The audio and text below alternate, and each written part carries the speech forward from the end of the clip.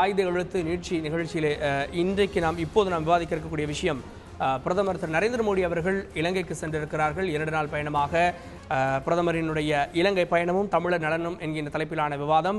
இலங்கைக்கு சென்றிருக்கக்கூடிய பிரதமர் அதன் மூலமாக இங்கே இருக்கக்கூடிய தமிழர்களுக்கு, குறிப்பாக மீனவர்களுடைய பிரச்சனைகளுக்கு என்ன தீர்வு ஏற்பட போகிறது, அங்கே இருக்கக்கூடிய தமிழர்கள் அவர்களுடைய மறுவாழ்வுக்கு என்னென்ன விஷயங்கள் நடக்கப் போகிறது, அதனையும் தாண்டி இந்தியா மற்றும் இலங்கை 2 நாடுகளுக்கும் இடையிலான நல்உறவு என்கின்ற பெயரில் என்னென்ன விஷயங்கள் நடக்கப் போகிறது, என்னென்ன ஒப்பந்தங்கள் கையெழுத்தாக போகிறது, பிரதமருடைய இந்த பயணம் வெறும் சாதாரண ஒரு பயணமாக இருக்க போகிறதா அல்லது அரசியல் ரீதியான முக்கியத்துவம் வாய்ந்த ஒரு ராஜதந்திர ரீதியிலான பயணமாக இருக்க போகிறதா என்பதை தான் விவாதிக்க இருக்கிறோம்.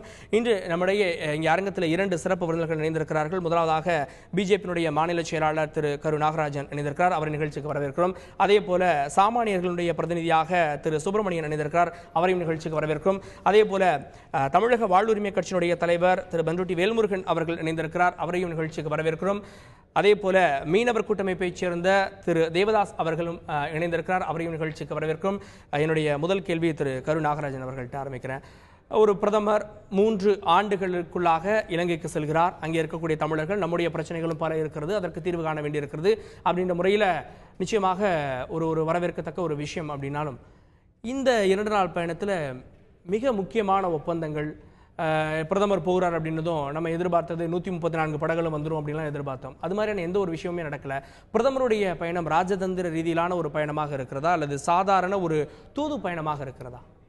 ஒரு நாட்டினுடைய பிரதமர் ஒரு நாட்டுக்கு செல்வதே அது முக்கியமான நிகழ்வு தான். அது தூது, சுற்றுலா, அதெல்லாம் நம்ம வார்த்தைகள் நம்ம வேணால் பயன்படுத்திக்கலாம். இன்றைக்கு அங்கே இருக்கிற தமிழர்கள், நேற்று அங்கே இருக்கிற ஸ்ரீதரன் எம்பி அவர்கள் ஒரு வார்த்தையை சொல்லியிருக்கிறார். பாரத பிரதமர் நரேந்திர மோடி அவருடைய வருகை ஒரு கடவுளின் வருகையாக நாங்கள் எதிர்பார்த்து கொண்டிருக்கிறோம் என்று அங்கே இருக்கிற நாடாளுமன்ற உறுப்பினர் ஸ்ரீதரன் அவர்கள் தெரிவிக்கிறார். இன்றைக்கு எந்த ஒப்பந்தங்களும் நிறைவேறப் போவதில்லை, இது ஒப்பந்த ரீதியாக எந்த ஒப்பந்தத்திற்கும் தயாராக இல்லை என்ற செய்தி ஏற்கனவே நேற்றைக்கு முன்தினமே வந்திருக்கிறது.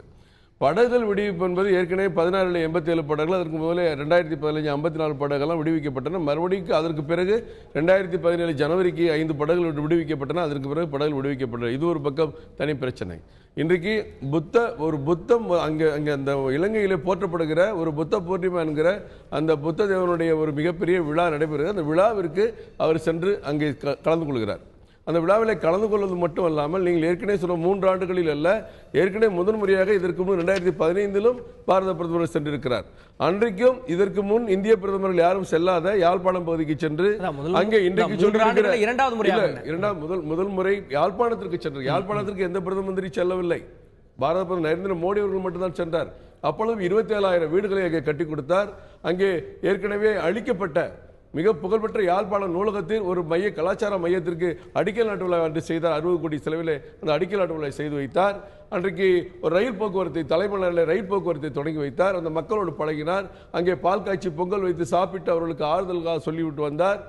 அடுத்து மீண்டும் இந்த முறையும் செல்லும் பொழுது ஏதோ விழாவிலே மட்டும் கலந்து கொள்ளாமல் ஏறத்தாழ 150 கோடி மதிப்பிலே கட்டப்பட்ட மருத்துவமனையை திறந்து வைத்திருக்கிறார். இதுவரை எந்த பிரதமரும், இதற்கு முன்பு இந்திரா காந்தி முதல் கொண்டு ஜவஹர்லால் நேரு முதல் கொண்டு எந்த பிரதமரும் செல்லாத வகையிலே மலையக தோட்ட தொழிலாளர் பகுதிக்கு, அந்த இந்திய வம்சாவளி மலையக தோட்ட தொழிலாளர் பகுதி மிக வஞ்சிக்கப்பட்ட இனம். அங்கே இலங்கையில் இருக்கிற ஒரு தமிழினத்திலே ஒரு வஞ்சிக்கப்பட்ட இனம் இந்த மலையக தோட்ட தொழிலாளர். பல்வேறு அடக்குமுறைக்கு ஆளாக்கப்பட்ட அந்த மக்களை சென்று நேரிலே பார்த்து அவர்கள் நடத்திய விழாவில் கலந்து கொண்டு அங்கே அந்த பொதுக்கூட்டத்திலும் பேசி அவர்களுக்கு எவ்வளவு ஊக்கம் அளித்திருக்கிறார். இதையெல்லாம் பார்க்கிற பொழுது ஏதோ சுற்றுலா சென்றார், ஏதோ தூதுவராக சென்றார் எல்லாம் சொல்வது தவறான ஒன்று. இங்க இருக்கிற மீனவர் பிரச்சனைகள் காலங்காலமாக இருந்து வருகிற பிரச்சனை. ஏதோ 2-3 ஆண்டுகளாக மட்டுமே உருவாக்கப்பட்ட ஒரு பிரச்சனையாக நீங்கள் கருதி பேசக்கூடாது. எனவே இந்த பிரச்சனை இன்றைக்கு சைனாவினுடைய அந்த நீர்மூழ்கி கப்பல் இலங்கை கொழும்பில் நிறுத்தப்படக்கூடாது என்ற உத்தரவு இன்றைக்கு அதிகாரி வெளியிட்டிருக்காரு சொன்னால் அது ஒரு ராஜதந்திரம். அவர் இலங்கையிலே அம்பன் தோட்டாவிலே அவர்கள் சைனா கேட்கிற அத்தனை இடங்களையும் இதுவரை இலங்கை ஒதுக்கி கொடுக்காமல் அங்கு ராஜபக்சே அவர்கள் வலுக்கட்டாயமாக சைனாவை இழுத்து வந்து உங்களுக்கு என்ன வேண்டும், என்ன உள்கட்டமைப்பை நாங்கள் தருகிறோம், நீங்கள் எது வேணாலும் செய்து கொள்ளுங்கள் என்று சைனாவை இந்தியாவுக்கு போட்டியாக அங்கே அழைத்து வந்து அம்பன் தோட்டாவிலே நிலைநிறுத்திய போது அதற்கு பிறகு ராஜபக்சே சொல்லியிருக்கிறார், என்னை தோற்கடித்தது இந்தியா, நான் இங்கே இருக்கிற மக்களால் தோற்கடிக்கப்படவில்லை, இந்தியா தான் என்னை தோற்கடித்தது. அங்கே இந்தியாவில் இருப்பது யார்? பாரத பிரதமர் நரேந்திர மோடி அவர்கள் என்னை தோற்கடித்தார் என்று யார் சொன்னார்? தோற்கடிக்கப்பட்ட ராஜபக்சே சொன்னார். அப்படிப்பட்ட ராஜதந்திர பணிகள் அவர்கள் ஒருவருக்கொருவர் சந்தித்து அந்த நாட்டினுடைய சில ராஜதந்திர பணிகளை வெளிப்புறமாக நம்ம சொல்ல முடியாது. ஆனா நம்முடைய வாழ்வாதார பிரச்சனை ரொம்ப கடினமாக இருக்கிறது. மீனவர்கள் எல்லை தாண்டி சென்றார்கள் அப்படின்னு அடிக்கடி கைது செய்யப்படுகிறார்கள். 134 படகுகள், 20 படகுகள் கொண்டு வர முடியாத அளவிற்கு மிக கடுமையாக சேதமடைந்து விட்டன. 5 மீனவர்கள் இன்னும் இருக்கிறாங்க. பிரதமர் வருகிறார் அப்படின்னா ஒரு நல்ல நடவடிக்கையா ஒரு முதல் கட்டமாக ஒரு 50 படகுகள் அப்படின்னு ஒரு விடுப்பு பண்ணினா கூட பிரச்சனை இல்லை. ஏற்கனவே பிரதமர் அவர்கள் கேட்டுக்கொள்ளாமல், சுஷ்மா ஸ்வராஜ் கேட்டுக்கொள்ளாமல் ஏற்கனவே கடந்த ஆண்டு 87 படகு, அதற்கு முதல் ஆண்டு 54 படகு விடுவித்தார்கள். அதே போன்று இதையும் இங்க இருக்கிற அதிகாரிகளோ அமைச்சர்களோ கேட்காம இருப்பார். நீங்களா கற்பனையா நினைக்கிறீங்களா? நிச்சயமாக சொல்லி இருக்கிறார். ஏற்கனவே அந்த அதிகாரி அறிவித்திருக்கிறார், பிரதமர் வருகையை முன்னிட்டு நல்லெண்ணத்தின் அடிப்படையில் படகுகளை விடுவிக்கிற வாய்ப்பு உருவாகி இருக்கிறது என்று சொல்லியிருக்கிறார். அறிவிக்கப்படவில்லையே ஒரு சில தினங்களில் கூட அது நடக்கிற வாய்ப்பு இருக்கிறது. இதுல ஒரு மாற்று கருத்து ஒன்று, கண்டிப்பாக படகுகள் விடுவிக்கப்பட வேண்டும். அங்க இருக்கிற அரசோ அந்த படகுகளை விடுவிக்க வேண்டும் என்ற ஒரு தடையை விட அங்க இருக்கிற மீனவர்கள் மிகப்பெரிய எதிர்ப்பை காட்டிக் கொண்டிருக்கிறார்கள். இருந்த போதிலும் கடந்த 2016, 2015 ஆண்டுகளைப் போல இந்த படகுகளை இப்பொழுது விடுவிக்கிற வாய்ப்பு உருவாகும். நிச்சயமாக பிரதமர் வருகைக்கு பிறகு அந்த அறிவிப்பு ஏற்படக்கூடும் என்பது என்னுடைய கருத்து. Okay, right. வெளிப்புறமாக இல்லாமல் ராஜதந்திர ரீதியிலான நடவடிக்கையில் அந்த படகுகள் வெளிவருவதற்கான வாய்ப்பு இருக்குது அப்படின்றீங்க. நான் திரு பண்ருட்டி வேல்முருகன் அவர்கள்ட்ட இந்த கேள்வி வைக்கிறேன். ஒரு பெரிய ஒரு எதிர்பார்ப்பு இருக்கிறது பிரதமர் அவர்களுடைய இலங்கை விஜயத்தில். காரணம், தமிழக மீனவர் பிரிஜோவினுடைய சுட்டு கொலைக்கு பின்பாக பிரதமர் நேரில் செல்லும் போது கண்டனம் தெரிவிப்பார் அப்படின்ற மாதிரியான சில செய்திகள் வந்தது. பிரதமர் கண்டித்தால் இது போன்ற சம்பவங்கள் இன்னும் ஏற்படாது அப்படின்ற மாதிரியான சில எதிர்பார்ப்புகள் இருந்தது. உங்களுடைய எதிர்பார்ப்புகள் என்னவாக இருந்தது? பிரதமருடைய பயணம் அதை பூர்த்தி செய்திருக்கிறதா?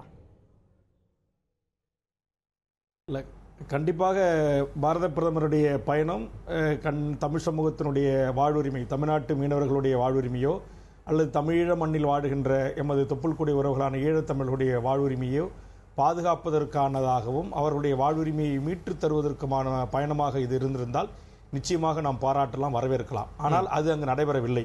குறிப்பாக நீங்கள் குறிப்பிட்டது போல் 134 படகுகளை விடுதலை செய்வதற்கு, அதை அனுப்பி வைப்பதற்கான எந்த நடவடிக்கையும் எடுத்தாக தெரியவில்லை. அதுபோன்று இன்னைக்கு தோழர் பிரிஜோ அவர்களுடைய அந்த சுட்டு படுகொலை செய்யப்பட்ட சிங்கள ராணுவ வீரர்கள் இதுவரையிலும் கைது செய்யப்பட்டு நம்முடைய இந்திய சட்டத்தின் முன் நிறுத்தப்படவில்லை. மேலும் ஏற்கனவே நான் கடந்த வாரம் பாரத பிரதமருடைய பயணத்துக்கு முன்பாகவே ஒரு அறிக்கை வெளியிட்டிருந்தேன். மதச்சார்பற்ற நாட்டின் பாரத பிரதமர் அவர்கள் ஒரு பௌத்த இனவெறி நடத்துகின்ற ஒரு மதவாத பௌத்த அரசு என்னுடைய விழாவிற்கு ஏன் செல்ல வேண்டும், அதை அவர் பரிசீலனை செய்ய வேண்டும் என்று வேண்டுகோள் வைத்தோம். ஆனால் அந்த பரிசீலனை இன்றைக்கு நிராகரிக்கப்பட்டிருக்கிறது. ஓகே, அவர் சென்ற பிறகாவது அந்த மக்களுக்கு ஏதாவது ஒரு வாழ்வு பிறக்கும், இனப்படுகொலைக்கான ஒரு சர்வதேச நீதி விசாரணை நடத்துவதற்கான ஒரு நியாயத்தை பாரத பிரதமர் அவர்கள் செய்துவிட்டு அங்கு சென்றால் அதற்கு ஒரு பயனுள்ள பயணமாக இருக்கும். அதுபோன்று இனி எக்காரணத்தை கொண்டும் தமிழக மீனவர்களை கைது செய்ய மாட்டோம், படகுகள் பறிமுதல் செய்ய மாட்டோம், பறிமுதல் செய்யப்பட்ட படகுகள் அனைத்தும் நாங்கள் விடுதலை செய்வோம் என்கிற ஒரு இணக்கத்தின் அடிப்படையில் அந்த பயணம் அமைந்திருந்தாலும் வரவேற்கலாம். ஆனால் இன்றைக்கு ஒட்டுமொத்த தமிழ் மக்களும் விரும்புவது ஒன்று, இனக்கொலை நடந்த அந்த சிங்கள பேரினவாத அரசு சர்வதேச நீதிமன்றத்தில் நிறுத்தி அந்த இனக்கொலைக்கான தண்டனையை பெற வேண்டும், அதற்குரிய நடவடிக்கை இந்திய அரசு மேற்கொள்ள வேண்டும் என்கிற கோரிக்கை அது அப்படியே இருக்கிறது. அதை கிஞ்சித்தும் அதை குறித்து நம்முடைய பாரத பிரதமர் உரையில் இடம்பெறவில்லை. அங்கு போராடிய போராளிகளுடைய அந்த தியாகத்தை பற்றியும் அங்கு எந்தவித உரையும் அவர் குறிப்பிடவில்லை. அதுபோன்று நம்முடைய மீனவர்களுடைய இந்த படுகொலைக்கான எந்தவித ஒரு அறிவிப்பையும் அவர் அந்த மேடையிலே வெளியிடப்படவில்லை. ஆக நம்முடைய பாரத பிரதமர் அவர்கள் பொறுப்பேற்ற பிறகு உலக நாடு முழுவதும் பயணம் மேற்கொண்டு வருகிறார். அந்த அடிப்படையில் பக்கத்து நாடான இலங்கைக்கு தற்போது 2வது முறை சென்றிருக்கிறார்கள். ஆனால் சென்ற பிறகு அந்த மக்களுடைய நீண்ட நெடிய அபிலாஷைகளில் ஏதாவது ஒன்றை பூர்த்தி செய்வதற்கு குறைந்தபட்சம் இந்திய அரசு போட்ட, பாரத பிரதமர் ராஜீவ்காந்தி அவர்கள் போட்ட இந்திய இலங்கைக்கான ஒப்பந்தம், வடக்கு கிழக்கு மாகாணங்களை இணைத்து ஒரு ஒற்றை ஆட்சியின் கீழ் தமிழர்களை அங்கு வழிநடத்துவது, அவர்களுக்கான சுதந்திரத்தை வழங்குவது என்கிற அடிப்படையிலான எதுவுமே அங்கு கிடையாது. இன்றைக்கு கட்சித்தீவு, இன்னைக்கு பாரத பிரதமரே போறாங்க, போகும்போது இந்த கட்சித்தீவால தானே பிரச்சனை வருது, அந்த கட்சித்தீவை கொடுங்க, நாங்கள் தமிழக மீனவர்கள் பாரம்பரிய மீன்பிடி எல்லையில் மீன் பிடிக்கிட்டோம், 1974க்கு முன்பு அவர்கள் பாரம்பரிய மீன்பிடி உரிமை பெற்றிருந்தார்கள், அதுபோல் பிடித்துக் கொள்ளட்டும், அதனால தானே பிரச்சனை, அதை கொடுங்கன்னு கேட்கல, அதை குறித்து அவர் எதுவும் வாய திறக்கல. ஆக இன்றைக்கு புத்த தேசம் தங்களுடைய பௌத்தத்தை ஐநா அறமன்றத்தின் மூலமாக இன்றைக்கு விழாவாக கொண்டாடுகிறது.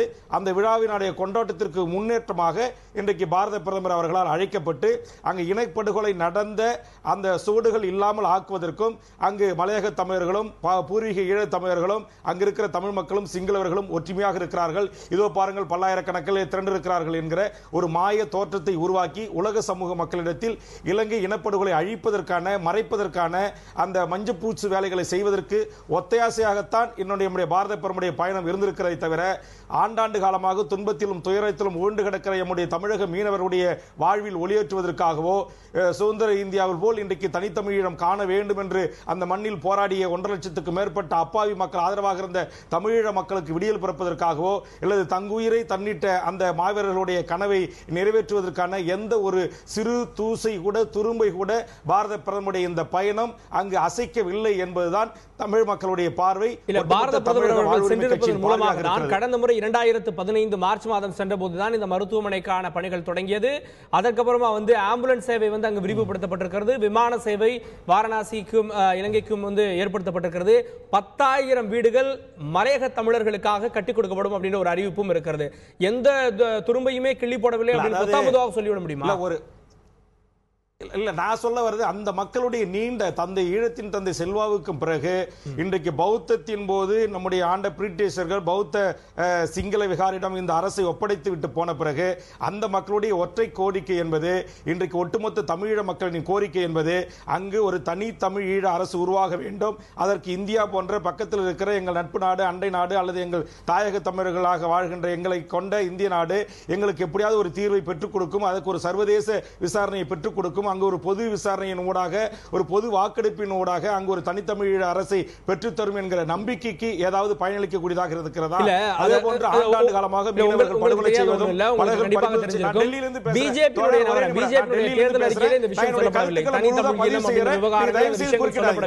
ஒரே நிமிடம் இல்ல நான் டெல்லியிலிருந்து பேசுறதால என்னுடைய கருத்துக்களை முழுதா உள்வாங்கிட்டு அப்புறமே நீங்க கேள்வி எழுப்பினா கொஞ்சம் சௌரியமா இருக்கும். இடையில தயவு செய்து குறிக்கிடாதீங்க. அதனால மீனவர்களுடைய ஆண்டாண்டு காலமாக இருக்கின்ற கட்சி தீர்வை மீட்டு மட்டும்தான் ஒற்றை தீர்வு என்று மீனவ சகோதரர்கள் சொல்லியிருக்கிற அதற்குரிய தீர்வை பாரத பிரதமர் அவர்கள் ஏற்படுத்தி தந்தால் நானும் அந்த பயணத்தை வரவேற்பேன். கடந்த கால காங்கிரஸ் அரசு 1.5 லட்சம் மக்கள் இன அழிப்புக்கு துணை போகிவிட்டு அங்கு 50,000 வீடு கட்டுவதற்கு நிதி தந்தது, அங்கு ரயில் விட்டாங்க, அங்கு விடுதலை புலிகளால் தாக்கி அழிக்கப்பட்ட காட்டுநாயக்கா போன்ற விமான தளங்கள் சீர் செய்யப்பட்டன, கொழும்பு விமான தளங்கள் சீர் செய்யப்பட்டன. அது போன்ற ஒரு இன்ஃப்ராஸ்ட்ரக்சர்ஸ் என்று சொல்லக்கூடிய சிங்கள பேரினவாத அரசின் அடிப்படை கட்டமைப்பு வசதிகளை உருவாக்கி தருவதற்கு இந்தியா தருகிற நிதி அவர்களை வாழ வைக்காது, அவர்களை இறைப்பொருளிலிருந்து காப்பாற்றாது, அவர்கள் பாலியல் வல்லுறவிலிருந்து காப்பாது, அவர்களுக்கான சுதந்திர தமிழ் ஈழத்தை அமைத்து தருவதற்கு உதவாது. ஆனால் ஒட்டுமொத்த ஈழத்தமிழர்கள் புலம்பெயர்ந்த தமிழர்கள் இன்றைக்கு எதை நோக்கி பயணிக்கிறார்கள்? ஒரு தமிழ்நாடு சட்டமன்றத்தில் நிறைவேற்றப்பட்ட தீர்மானத்திற்கு அழுத்தம் கொடுக்க வேண்டிய அடிப்படையில் எங்கேயாவது ஒரு வார்த்தையை பாரத பிரதமர் நரேந்திர மோடி அவர்கள் அவருடைய உரையிலே குறிப்பிட்டிருக்கிறார்களா? நீங்க சொல்லுங்கள். அருமை நண்பர் மதிப்பிற்குரிய அண்ணன் நம்முடைய கருணாகராஜ் அவர்கள் கூட சொல்லுகிறார்கள், அங்க போய் பொங்கல் சாப்பிட்டாரு, அங்க போய் மக்களோட உறவாடினார். என்ன சொல்ல உறவாடி என்ன பிரயோஜனம்? அந்த மக்களுக்கு என்ன தீர்வு தந்திருக்கிறீங்க? இன்றைக்கும் 90,000 மக்கள் தாலி இருக்கப்பட்டு விதவியாக இருக்கிறார்கள், இன்னும் அங்கு முள்வேலி கம்பியில் அடைபட்டு கிடக்கிறார்கள், இன்னும் அந்த மக்களுக்கான நீதி கிடைக்கவில்லை.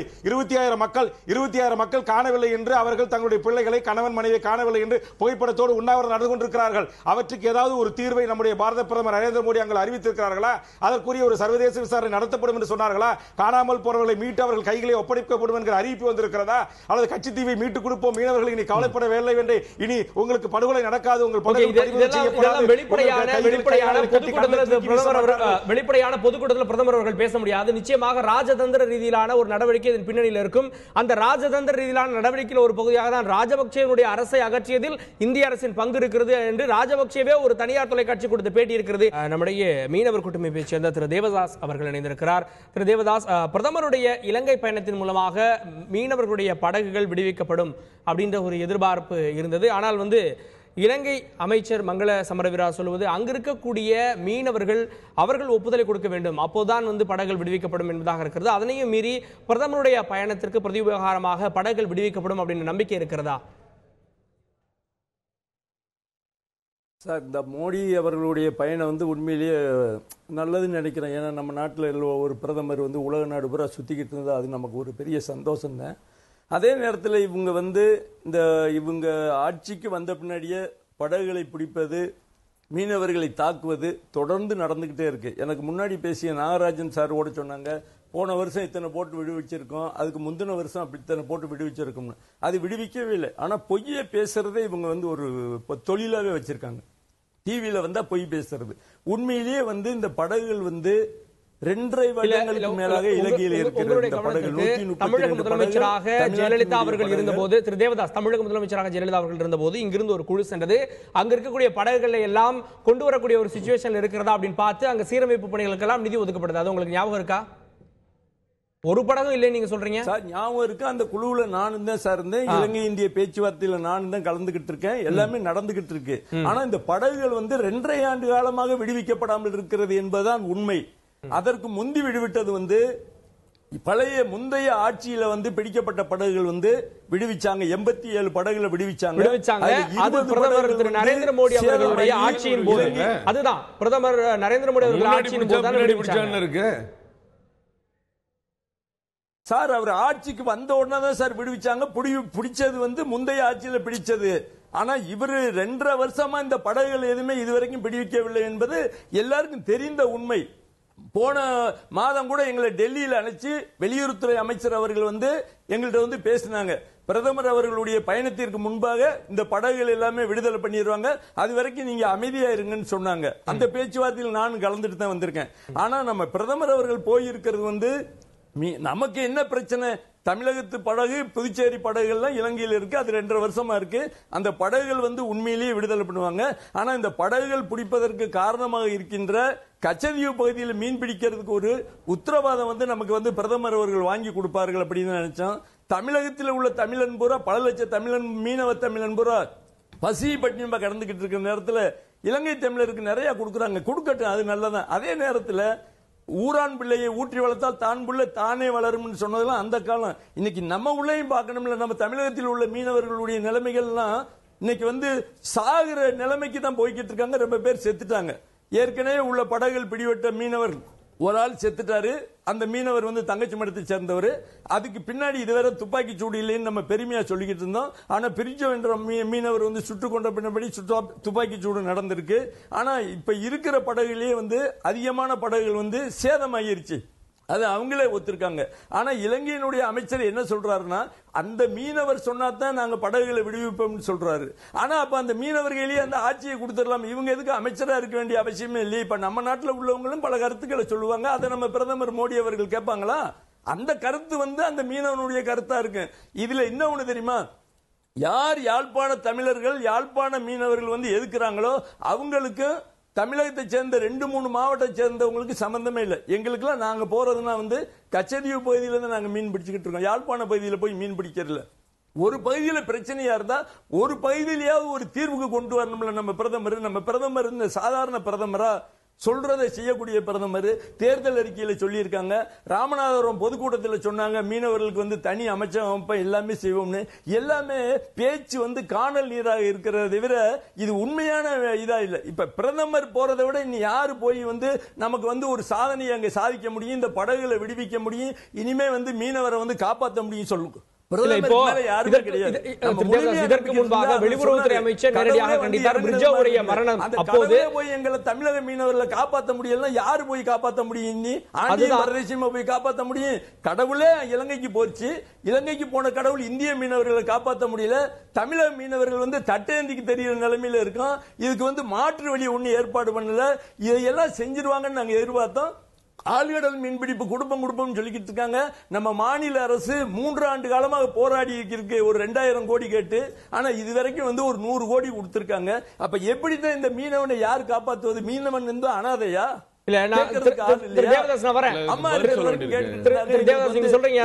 பிரதமருடைய பயணத்தை கடவுளுடைய பயணமாக பார்க்கிறேன் அப்படின்றீங்க. பிரதமராலே முடியலாம் அப்படின்றீங்க. ஆனால் வெளியுறவுத்துறை அமைச்சர் விளக்கம் கேட்டார் பிரிட்ஜோவுடைய மரணம் தொடர்பாக. அதற்கு அடுத்ததாக இனிமேல் இந்த மாதிரியான விஷயங்கள் நடக்காது என்ற ஒரு உறுதியை இலங்கை கொடுத்தது. அதற்கு பிறகு மீனவர்கள் விடுவிக்கப்பட்டார்கள். கைது செய்து வைக்கப்பட்டிருந்த மீனவர்கள் விடுவிக்கப்பட்டார்கள். பிரதமர் சென்றிருக்கிறார். இதுல மறைமுகமாக பேசப்படலாம் இல்லைங்களா? நேரடியாக உறுதிமொழியை காட்டிலும் மறைமுகமாக இந்த விஷயங்கள்லாம் பேசப்படலாம் இல்லைங்களா? சார் மறைமுகமா எப்ப சார் பேசுறது, மறைமுகமா எப்ப பேசுறது? இதுவரைக்கும் பிரதமர் மோடி அவர்கள் இந்தியாவினுடைய பிரதமரா வந்து 3 வருஷம் ஆச்சு சார், இருக்கிறது இன்னும் 2 வருஷம் இருக்கு சார். அது வரைக்கும் நாங்க உயிரோட அடுத்த எலெக்ஷனுக்கு ஓட்டு போட இந்த மீனவன் பூரா உயிரோட இருக்கணும்ல சார். நீங்க இந்த ராஜாங்க பேச்சுவார்த்தை ஒண்ணுமே பேசாதான் சார் ராஜாங்க பேச்சுவார்த்தை. முன்பு இருந்த ஆட்சிகள் பப்ளிக்கா பேசிடுறாங்கல்ல. முன்பு இருந்த ஆட்சிகளை விட கடந்த இந்த 3 ஆண்டுகளில் தாக்குதல் எல்லாம் குறைந்திருக்கிறது அப்படின்னு ஒரு புள்ளி வரும் சொல்கிறது. துப்பாக்கிச்சூடு 2011 5 மீனவர்கள் வரை துப்பாக்கி சூட்டால் உயிரிழந்தார்கள். அதற்கு பிறகு இப்போது பிரிட்ஜோ, இதற்கு இடைப்பட்ட காலத்தில் கைதுகள் நடந்திருக்கிறது, படகுகளுடைய பரிந்து நடந்திருக்கிறது, தாக்குதல் குறைந்திருக்கிறது அப்படின்றாங்க. அதை நீங்க இல்லைன்னு மறுக்கிறீங்களா? தாக்குதல் வந்து அதிகமாயிருக்கு சார். இப்ப வந்து தாக்குதல் எப்படி இருக்குன்னா, முதல்ல வந்து தாக்குதல் வந்து நீங்க செய்தியை அதிகமா போடுங்க. ராமேஸ்வரத்தில் ஒரு மீனவர் மீது இலங்கை நேவி கல் எறிந்து விட்டால் அது உலகம் பூரா செய்தியா வரும்.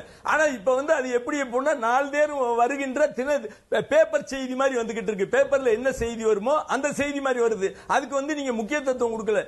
எவ்வளவு மீனவர்கள் அடிபட்டு இருக்காங்க தெரியுமா? அதுக்கு பின்னாடி இந்த ஆட்சிகள்ல வந்து யாரு, எங்களுக்கு வந்து எல்லாமே ஒரு ஆட்சி தான். மக்கள் வந்து எங்களுக்கு வந்து யாரு நன்மை செய்றாங்களோ அவங்கள பாராட்டுவோம், கெட்டது செஞ்சா அவங்கள திட்டுவோம். அதிகமான எதிர்பார்ப்பு இருக்கிறது. அதற்கு பிரதமருடைய நடவடிக்கை எப்படி இருக்க போகிறது, தனி அமைச்சகம் அமைப்போம் அப்படின்றதெல்லாம் வந்து இன்னும் தொடர்ச்சியாக நம்ம பேச வேண்டியிருக்கிறது. சாமானியருடைய பிரதிநிதியாக வந்திருக்கக்கூடிய திரு சுப்பிரமணியன், நீங்க நிறைய பிரச்சனைகள் இருக்கிறது நீங்க கேட்டிருப்பீங்க. அரசியல் ரீதியான கருத்துக்களும் அதையும் தாண்டி தமிழகத்தில் இருந்து நம்ம பார்க்கக்கூடிய அங்க இருக்கக்கூடியவர்கள் நம்முடைய தொப்புள்குடி உறவுகள் அப்படின்னு பார்க்கிறோம்.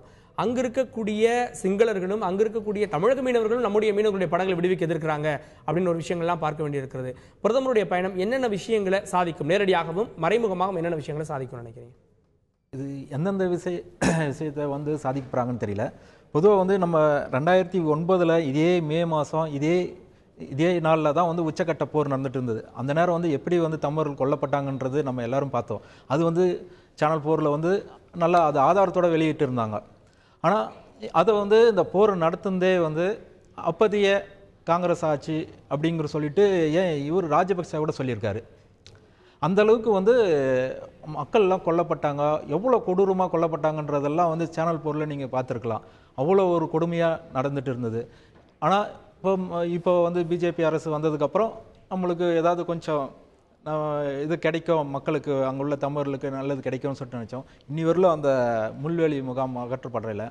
அதுக்கப்புறம் வந்து தமிழர்களுடைய நிலத்தை வந்து இராணுவம் வந்து கைப்பற்றிருக்காங்க, அதை வந்து தமிழர்கிட்ட ஒப்படைக்கலை. அதுக்கப்புறம் வந்து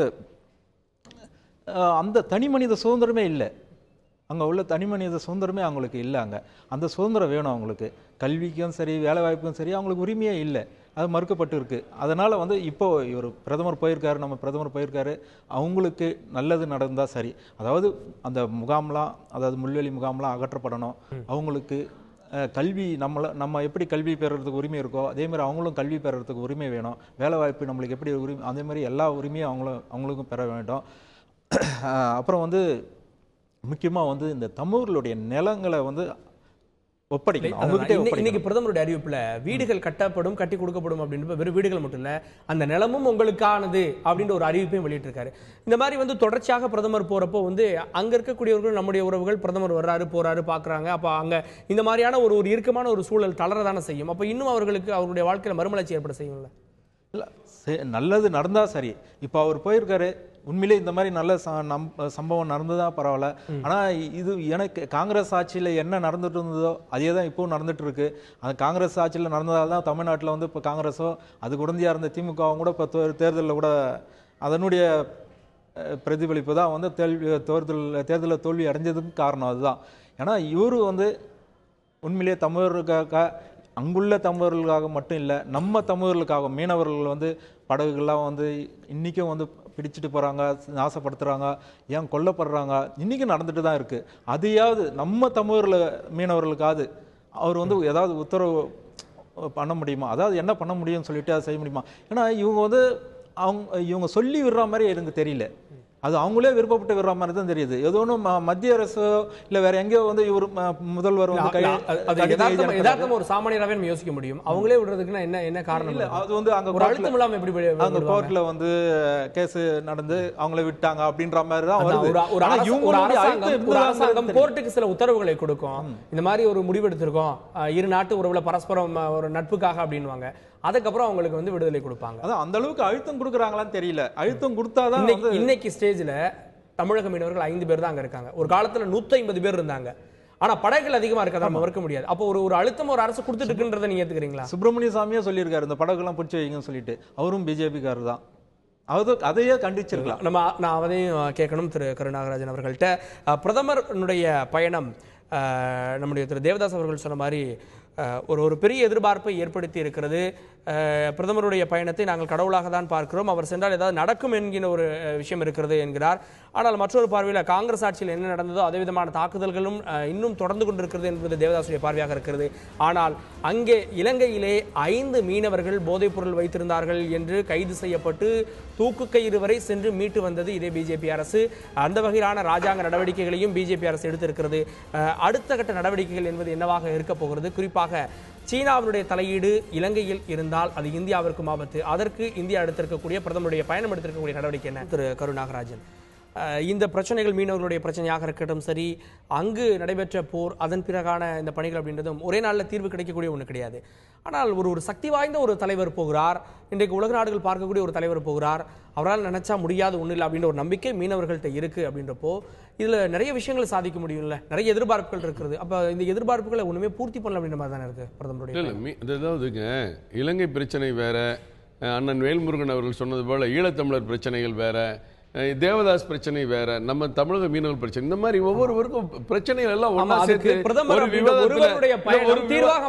ஒரு விவாதத்துல ஒரு பிரதம மந்திரியுடைய பயணம் ஒட்டுமொத்தத்துக்கு தீர்வு தருங்கிறதெல்லாம் நம்மளா பேசிட்டு இருக்க முடியாது. வேல்முருகன் சொல்றாங்க ஈழம் அமைய வேண்டும், ஈழம் அமைவதற்கு அவர் உறுதி தெரிவித்திருக்க வேண்டும், அங்க ஒரு வாய்ப்பை ஏற்படுத்தியிருக்க வேண்டும். நம்ம நாட்டுல இருக்கிற பிரச்சனை நமக்கு எத்தனையோ பிரச்சனைகளை தீர்க்கிறதுக்கு தினசரி நம்ம போராடிட்டு இருக்கோம்.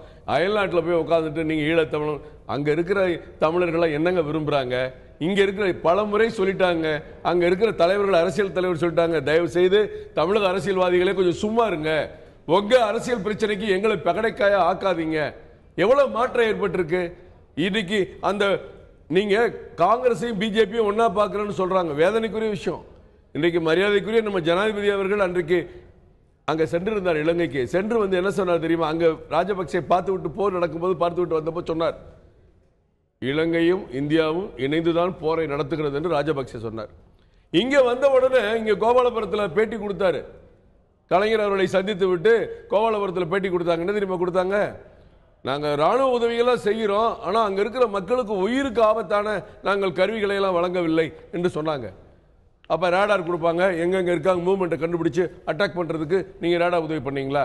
அப்படி அந்த கடைசி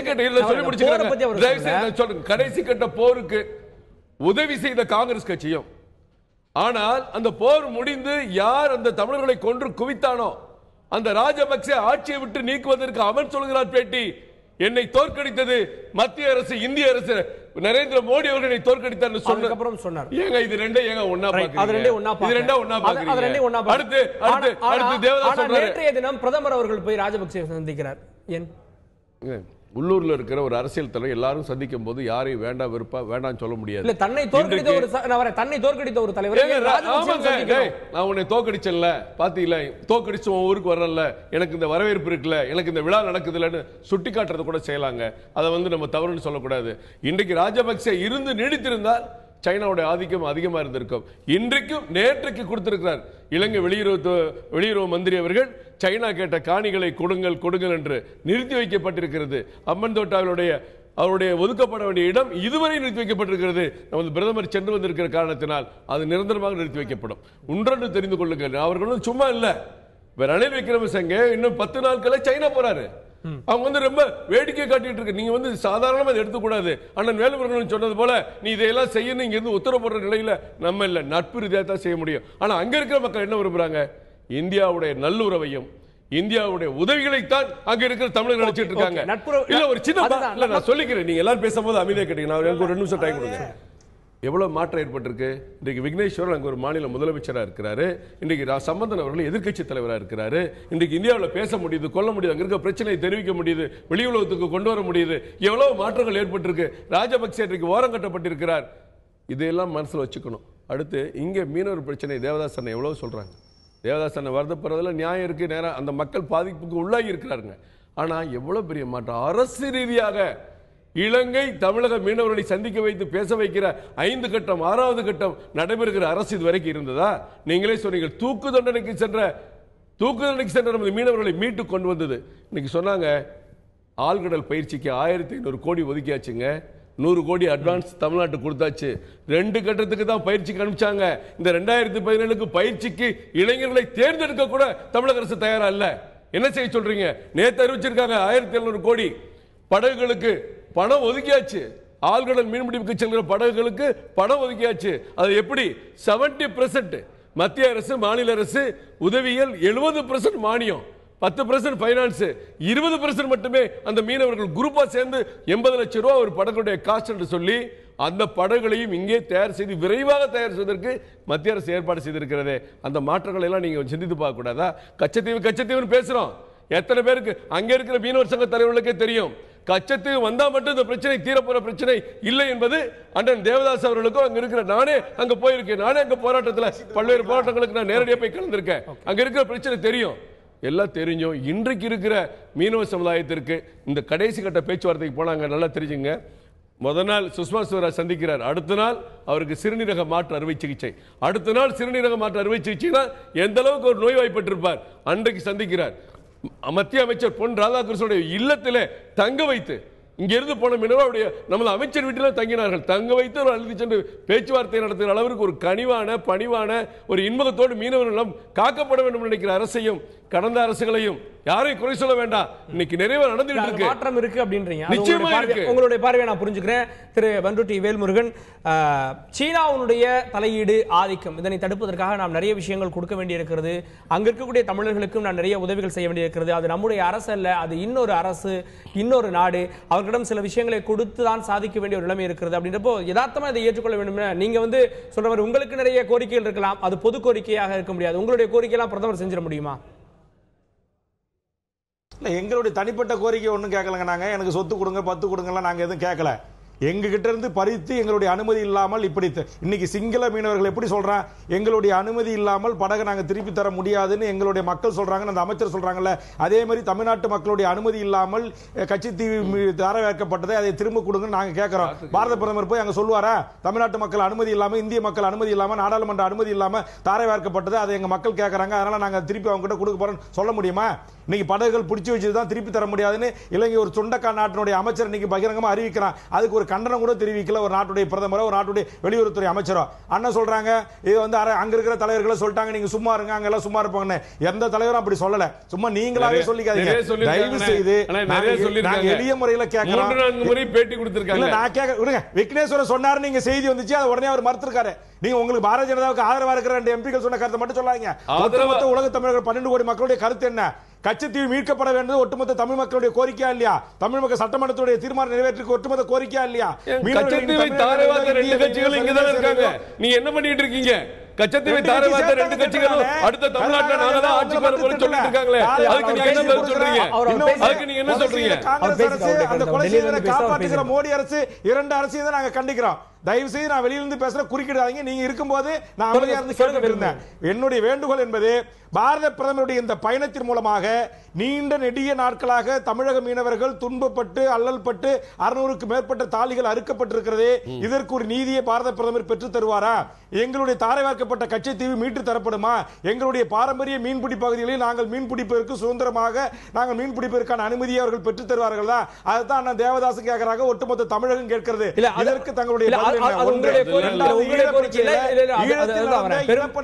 பெரும்பாலானவர்களுடைய கோரிக்கையாக இருக்கிறது. ஆனால் சீனாவுடைய ஆதிக்கம் அங்கே இலங்கையில வந்து விடக்கூடாது அப்படின்ற முறையில பிரதமர் அவர்களுடைய தலையீடு, பிரதமர் முக்கியமானது இல்ல. இது இலங்கையில வந்து விடக்கூடாது. தமிழ்நாட்டில் இருக்கிற 7 கோடி மக்களும் பலியாவல, ஈழத்தில் இருக்கிற லட்சக்கணக்கான மக்களும் பலியாவல. எங்களுடைய வாழ்வு உரிமை நாங்க பறி கொடுக்கணுமா? உங்கள் இந்திய நாட்டுடைய தேச பாதுகாப்பு இருக்கு, அதுக்கு பாதுகாப்புக்கு இந்திய ராணுவம் இருக்கு, இந்திய அதுக்கான வெளியுறவுத்துறை இருக்கு, அதுக்கான அமைச்சகம் இருக்கு. பேச்சுவார்த்தை பண்ணுங்க, அது பாதுகாப்பு நடவடிக்கை மேற்கொள்ளுங்க. அதுக்கு அதுக்கு விட்டுட்டு நீங்க சிங்கள தேசத்தை வந்து சீனா ஆக்கிரமிப்பு பண்றான், அதனால அவன் உள்ள வந்துருவான், அதுக்காக நம்முடைய உரிமைகளை எல்லாம் முட்டு கொடுக்கலாம். இங்க அவர் சொன்ன மாதிரி இங்க பசியால மீனவர் சாவறான், விவசாயிகள் சாவறான், இங்க மக்களால் வெறுக்கப்பட்ட நீங்க மீத்தேன் திட்டத்தை கொண்டு வரீங்க, கார்பன் திட்டத்தை கொண்டு வரீங்க, இன்னைக்கு வடகாடு மக்கள் போராடுறாங்க.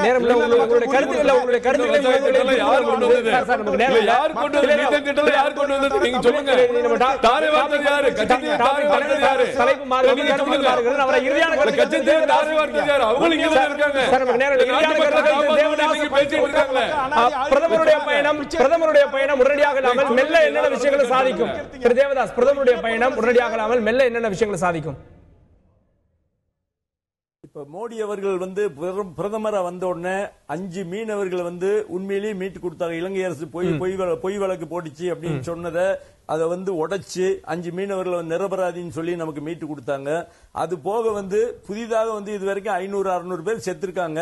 ஆனா இப்ப பிரிச்சோ என்ற மேல வழக்கு பதிவு செய்து நம்ம அரசு 500-600 பேர் இதுவரை மொத்தமாக இறந்தவர்கள் 2014க்கு பிறகாக பிரிட்ஜோ மட்டும்தான் சுட்டுக் கொல்லப்பட்டிருக்கிறார். இதற்கு முன்பு 2014 அப்புறம் 2 மீனவர்கள் மீது துப்பாக்கி சூடு நடைபெற்றிருக்கிறது, அவர்கள் காயமடைந்திருக்கிறார்கள். ஆனா ஒரே ஒரு மீனவர் பிரிட்ஜோ மட்டும்தான் சுட்டுக் கொல்லப்பட்டிருக்கிறார். மொத்த மீனவர்கள் தான் நீங்க மாத்தி சொல்றீங்க சார். அதுக்கு முந்தி வந்து எந்த எஃப்ஐஆர் பதிவு செய்யல சார். மீனவர்கள் செத்துருக்காங்க. ஆனா இப்ப பிரதமர் வந்து வந்த பின்னாடி இப்ப பிரிட்ஜோ இறந்திருக்காரு. பிரிட்ஜோர் மேல எஃப்ஐஆர் பதிவு பண்ணியிருக்கு. இலங்கை அரசுக்கு வந்து இந்திய அரசு கண்டனம் தெரிவிச்சிருக்கு. உண்மையிலேயே இது நாங்க மனதார பாராட்டுறோம் நம்ம அரசு. அதே நேரத்தில் வந்து இன்னைக்கு வந்து ஒரு 132 நம்ம படகு, பாண்டிச்சேரி படகு தனியா இருக்கு. இந்த குடும்பங்கள் ஒரு படகு நம்பி 25 பேர் 30 பேர் இன்னைக்கு வந்து வாழ்ந்துகிட்டு இருக்கிற ஜீவனம் பண்ணிக்கிட்டு இருக்கோம். அந்த குடும்பங்கள்லாம் இன்னைக்கு சின்னாபின்னப்பட்டிருக்கு. இதை வந்து நம்ம பாரதமரிய பயணம் வந்து இவங்களுடைய பிரச்சனையை தீர்க்கும் பார்க்கலாம். சாமானியுடைய பிரதிநிதியாக சொல்லுங்க சுப்பிரமணியன், உங்களுடைய இறுதியான கருத்தை சுருக்கமா. இப்போ வந்து நம்ம தமிழக மீனவர்கள் வந்து தாக்கப்படுறதோ இல்லை படகுகளை வந்து தாக்குறதோ இல்லை கைது பண்ணுறதோ நம்ம மீடியாவே வந்து தமிழக மீனவர்கள் கைது, தமிழக மீனவர் தாக்கப்பட்டார்கள்ன்றாங்க. அதே வந்து இது மற்ற, அதாவது இப்போ பாகிஸ்தான்லயே இங்கே வந்து மீனவர்கள் கைது பண்ணாங்களாம், அப்போ வந்து இந்திய மீனவர்கள் கைது அப்படின்னு சொல்றாங்க. இதுலயே வந்து நம்மளுக்கு வந்து ஒரு தமிழக தனியே ஒரு வேறுபாடு இருக்கு. ஒண்ணு, இன்னொன்னு வந்து நம்ம நட்பு நாடுன்னு சொல்லிட்டு இலங்கையை சொல்லிட்டு இருக்காங்க. அதுதான் வந்து அடிக்கடி வந்து மீனவர்களை கொல்றதும் தாக்குறதும் நடந்துட்டு இருக்கு. பாகிஸ்தான் வந்து நம்மளுக்கு எதிரி நாடுன்னு சொல்றாங்க. ஆனா அங்க வந்து இந்த மாதிரி இந்த அளவுக்கு கொன்னதா எனக்கு ஒண்ணு தெரியல. அங்கேயும் மீனவர்கள் இந்த அளவுக்கு கொல்லப்படுறாங்களான்னு தெரியல. அதே மாதிரி தாக்குதல் நடக்குதாங்கிறது தெரியல. அதிகமா நம்ம வந்து இலங்கையை தான் நட்பு நாடுன்னு சொல்றாங்க. இலங்கையில பிரதமருடைய பயணம் எப்படி இதா இருக்கும்னு நினைக்கிறீங்க? பிரதமர் பயணம் வந்து நல்லது நடக்குமாங்கிறது உண்மையிலேயே தெரியல. ஓகே, நல்லது நடக்குமா அப்படின்றத வந்து பொறுத்து தான் பார்க்க வேண்டும். ஏனென்றால் பல்வேறு பிரச்சனைகள் இருக்கிறது. திரு கருணாகராஜன் அவர்கள் சொன்னது போல இலங்கை இல்ல, நமக்கு நேரம் இல்லை சார். இலங்கை விவகாரத்தை பொறுத்தவரையில் இலங்கையில் அங்கு இருக்கக்கூடிய தமிழர்களுக்கான பிரச்சனைகள், இங்கு இருக்கக்கூடிய மீனவர்களுக்கான பிரச்சனைகள், இரு நாட்டுக்கு இடையிலான பிரச்சனைகள், அதே போல சீனா இந்திய மீனவர்கள் பதிவு பண்றது இந்திய மீனவர்கள் தான். ஆனா நம்ம ஊடகங்கள்லாம் தமிழக மீனவர்கள் தான் மக்களுக்கு புரியும் போட்டுட்டு இருக்காங்க. நன்றி. அதே போல இரண்டு நாடுகளுக்கும் இடையிலாக இருக்கக்கூடிய அந்த நட்புறவை வளர்த்துக் கொள்ள வேண்டிய தேவை இருக்கிறது. சீனாவுடைய தலையீடு இந்தியாவிற்கு ஆபத்தாக முடியும் என்கின்ற வரக்கூடிய உளவு தகவல்கள் எல்லாவற்றுக்கும் பிரதமருடைய பயணம் பயனுள்ளதாக அமையும். ஆனால் வெளிப்படையாக பல்வேறு ஒப்பந்தங்கள் கையெழுத்தாகாத நிலையில் இது எந்த அளவுக்கு பயனுள்ளதாக அமையும், மெல்ல ஒவ்வொரு விஷயமாக சாதிக்க போகிறோமா, ராஜதந்திர ரீதியாக சாதிக்க போகிறோமா என்பதை பொறுத்து தான் பார்க்க வேண்டும். அரங்கத்திலே உங்களுடைய கருத்துக்களை பதிவு செய்த விவாதத்திலே கலந்து கொண்டு பதிவு செய்த உங்கள் நால்வருக்கும் நன்றி. பார்த்த உங்களுக்கும் நன்றி நேயர்களே. இத்துடன் ஆயுத எழுத்து நிகழ்ச்சி நிறைவடைகிறது. தொடர்ந்து இணைந்திருங்கள் தந்தி தொலைக்காட்சியோடு.